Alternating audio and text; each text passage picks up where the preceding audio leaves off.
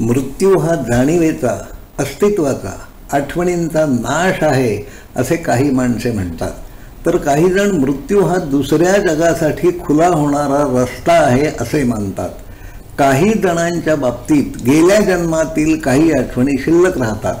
त्या आठवणीत तथ्य असते का, त्याची सत्यता किती असते याचा शोध घेण्याचा प्रयत्न अनेकांनी केला आहे.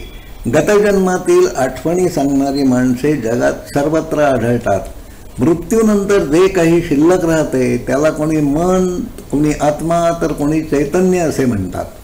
आत्मा, चैतन्य या संकल्पनांवर विज्ञान विश्वास ठेवित नाही, कारण त्या वैज्ञानिक उपकरणांनी सिद्ध करता येत नाहीत. मनही दिसत नाही, पण प्रत्येकाच्या आत नांदणाऱ्या मनाची जाणीव साऱ्यांना होत असते. त्यामुळे दाखविता न येणाऱ्या मनाचे अस्तित्व विज्ञानाला मान्य करावे लागते.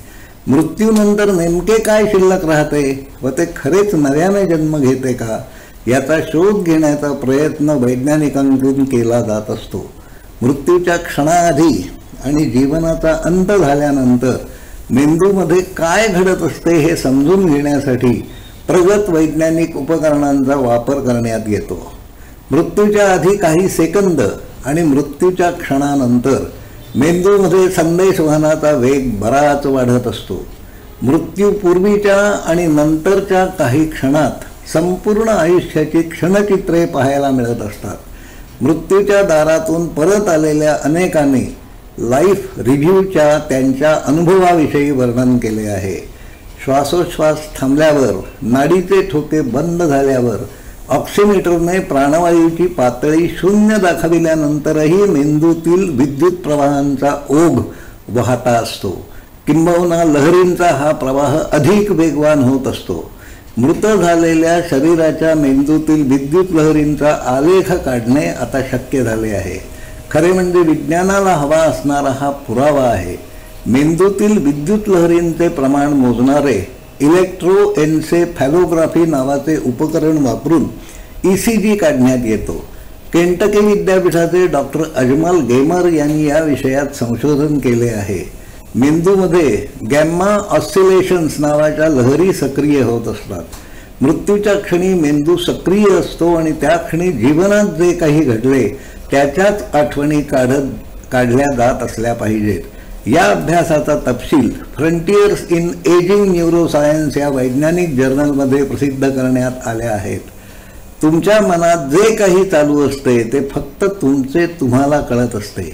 मनात जे काही विचारचक्र फिरत असते त्याचे शब्द, आशय इतरांना कळू शकत नाही.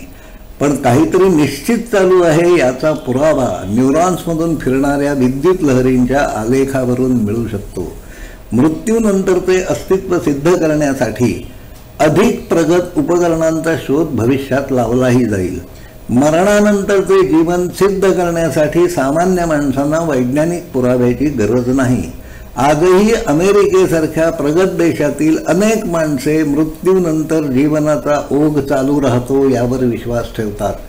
पाश्चात्य जगतातील अनेक डॉक्टर्सनीही त्यामध्ये तथ्य असल्याचे मान्य केले आहे. विज्ञानाला मान्य होईल असा पुरावा नजीकच्या भविष्यात सापडेल असे मानूया. धन्यवाद.